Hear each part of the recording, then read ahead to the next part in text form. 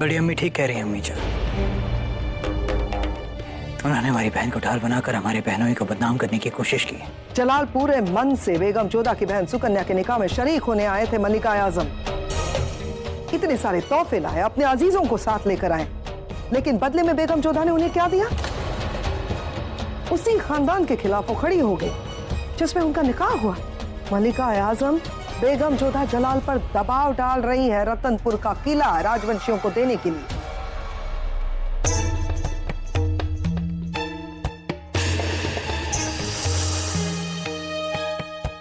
हम क्षमा चाहते हैं, आप लोगों की वार्तालाप में हमने विघ्न डाला,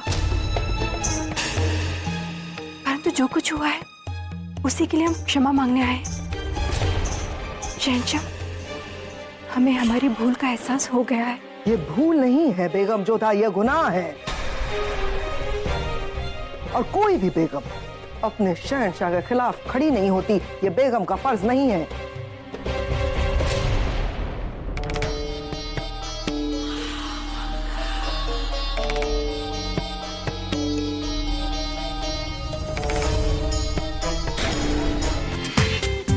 पूरा एपिसोड देखिए ZEE5 पर। हम स्वीकार करते हैं, अब जो भी कह रही है सच कह रही है। आपने हमें कक्ष में आकर जो कुछ भी समझाया उससे हमें हमारी भूल का एहसास हुआ। और सही तो है, अब आगरा हमारा पहला परिवार है, आमेर नहीं। और हमारा धर्म बनता है कि हम अपने परिवार का साथ दें।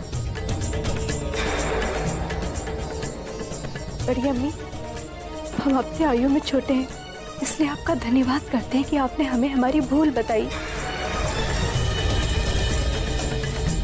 हम कभी भी नहीं चाहेंगे कि शहंशाह अपना किला धवलगढ़ वालों को दे। अपने ही पति से की गई अनुचित मांग का हम समर्थन नहीं कर पाएंगे, भले ही वो मांग राजवंशियों ने क्यों न की हो। हम आपसे क्षमा मांगते हैं।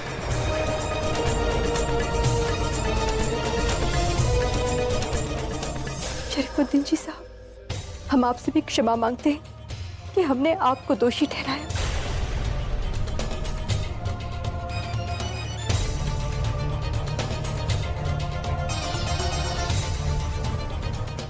शहंशाह,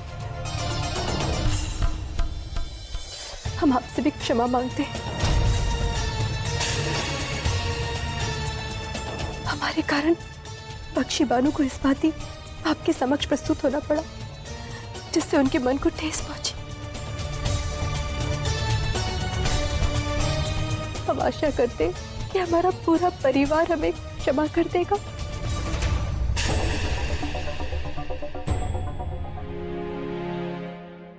ये सच है कि हम चाहते थे कि सुकन्या का विवाह ना रुके, परंतु यदि उसके कारण कोई हमारे परिवार पर, हमारे पति पर, की अम्मी जान और बहनों पर उंगली उठाए, ये हमें स्वीकार नहीं। इसलिए आपके हर निर्णय में हम मन से आपके साथ हैं और हम आपसे विनती करते हैं कि आपको किसी के भी दबाव में आने की आवश्यकता नहीं है। चाहे कुछ भी हो जाए, किसी भी मूल्य पर आप अपना किला अचल सिंह जी को नहीं देंगे। यदि इसके कारण बारात लौटती है तो लौट जाए। हमें विश्वास है कि आप हमारी बहन सुकन्या के लिए कोई और योग्य वर तो ढूंढ ही लेंगे।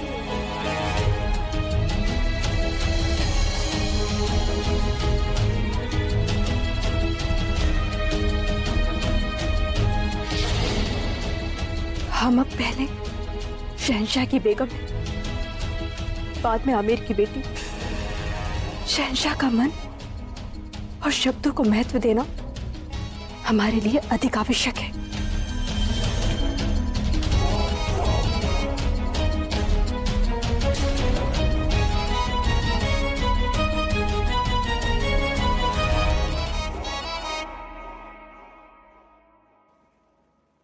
अतका साहब, हम रुखसत लेने से पहले राजा भारमल और अचल सिंह से मिलना चाहते हैं। जो हुक्म शहंशाह।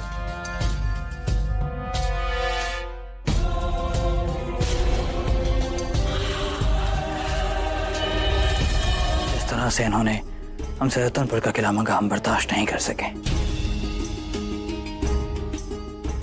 लेकिन फिर हम जो काम शुरू करते हैं उसे कभी अधूरा नहीं छोड़ते, तो आज भी अधूरा नहीं छोड़ेंगे।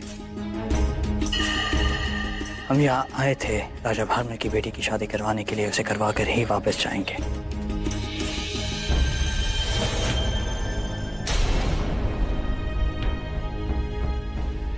हमने इन्हें कोई जुबान नहीं दी थी रतनपुर का किला देने के लिए, लेकिन हमने राजा भारमल को ये जुबान जरूर दी थी कि हम उनकी बेटी की शादी में शिरकत करेंगे और वो सारी रस्में निभाएंगे जो एक दामाद को निभानी होती है। हमने सुकन्या का रिश्ता विजेंद्र के साथ तय किया, तो सुकन्या की शादी विजेंद्र के साथ ही होगी।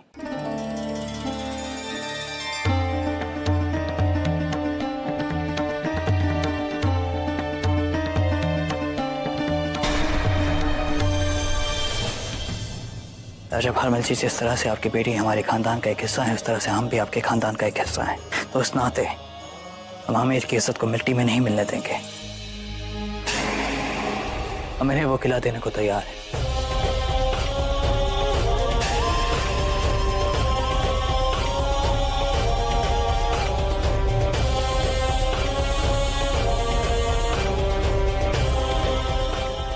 अदगर साहब,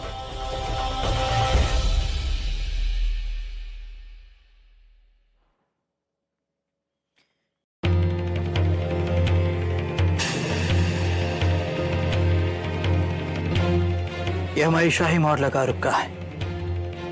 इस दस्तावेज में बात तस्दीक की गई है कि रतनपुर अब से आपका। यदि ऐसा है तो हमें इस विवाह से कोई आपत्ति नहीं है।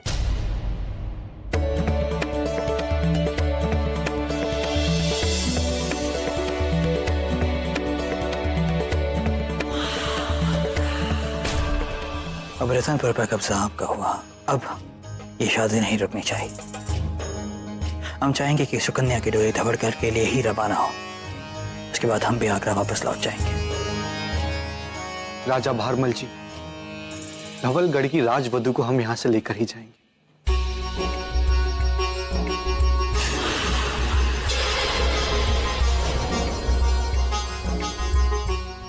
इजाजत दीजिए।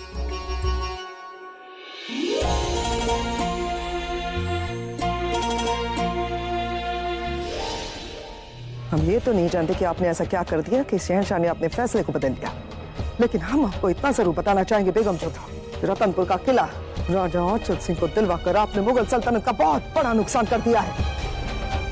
शहंशाह की जंग जीतने की ताकत को कम कर दिया है आपने। बेगम अपने शौहर के खिलाफ खड़ी हो गई यहाँ। अब हिंदुस्तान भर में यही पैगाम जाएगा कि मुगल सल्तनत के शहंशाह ने एक छोटी सी रियासत के राजा साहब के सामने अपने घुटने टेक दिए। पहली बात, शहंशाह ने घुटने टेके नहीं, बल्कि इस निर्णय के बाद उनका सर और भी ऊंचा हो गया। उन्होंने ये संबंध जोड़ा था, यदि ये टूट जाता तब अवश्य पूरा हिंदुस्तान उन्हें नीची दृष्टि से देखता। दूसरी बात, हम अपने पति के विरुद्ध नहीं गए, बल्कि हमने उन्हें अपने साथ कर लिया है। तीसरी और सबसे महत्वपूर्ण बात कि हमने ऐसा क्या किया, तो महामंगा जी, अनजाने में सही आपने हमें हमारी भूल का अनुभव करवा दिया। आपने हमें सीख दी कि हर बार हमें अपने पति के विरुद्ध नहीं जाना चाहिए, जो कि बिल्कुल ठीक बात है, और हमने अपनी भूल सुधार ली। हमने सोचा और पाया कि शहंशाह ईंट के प्रहार का उत्तर पत्थर से देते हैं और विनय का उत्तर और भी अधिक विनीत होकर वो बुरे के साथ बुरे हैं और भले के साथ भले। तो हमने सोचा क्यों हर बार हम अपने पति के सामने बुरे बने, इसलिए हमने भले बनने का निर्णय लिया। हमने बड़प्पन दिखाते हुए क्षमा मांगी और उन्होंने बड़प्पन दिखाते हुए दुर्ग दे दिया। हो सकता है बेगम जोधा इसमें आपकी फतह हुई हो, लेकिन शहंशाह की शिकस्त हुई है आपकी वजह से। शहंशाह का मन कौन पढ़ पाया है आज तक? उन्होंने जो भी निर्णय लिया है सोच समझ कर ही लिया होगा। वैसे महामंगा जी, हमें क्षमा कीजिएगा, विलंब हो रहा है। शहंशाह से कुछ महत्वपूर्ण बातें करनी है हमें।